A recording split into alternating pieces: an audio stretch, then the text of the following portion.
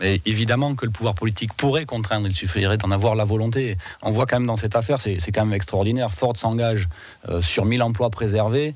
Les pouvoirs publics dont on parlait, les politiques, versent depuis le début de ces remous à Ford 46 millions d'aides publiques. Et il faudrait que Ford parte sans donner de compte, sans rendre de compte aux décideurs politiques et aux citoyens qui ont donné 46 millions d'aides publiques. Je dis c'est juste pas possible. À noter quand même que c'est aussi une entreprise qui, sur ces 3 dernières années, a touché 3,8 millions d'euros de CICE.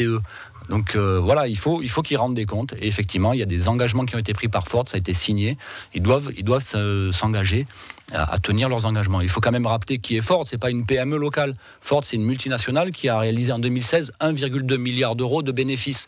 Donc arrêtons d'être complaisants avec ces grandes multinationales du CAC 40, contraignons-les, il y a de l'argent public qui a été versé, ils doivent tenir leurs engagements. Mais comment on les contraint justement ? Mais par la loi, enfin, je veux dire, il faut qu'ils rendent l'argent, sinon. Enfin, comment les contraindre ? Voilà, comme ça, notamment. Ils sont pas ici non plus. C'est pas un no man's land où il n'y a pas de règles, il n'y a pas de loi, où on fait tout ce qu'on veut comme on veut. Il y a des engagements qui ont été signés, il y a des choses à respecter.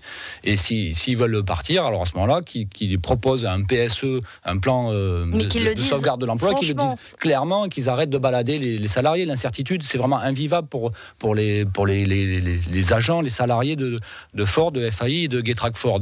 Donc voilà, qu'ils annoncent clairement, et puis qu'il y a un projet industriel, parce qu'avec 46 millions d'euros, moi je peux vous assurer qu'un projet industriel alternatif, on peut en monter. Aujourd'hui, on parle de mobilité, du dernier kilomètre. Je pense que Ford, avec son savoir-faire sur des boîtes de vitesse, aurait sans doute de l'innovation à proposer sur des boîtes de vitesse, par exemple, pour des véhicules qui tourneraient avec des énergies alternatives pour faire les livraisons du dernier kilomètre dans la périphérie de Bordeaux.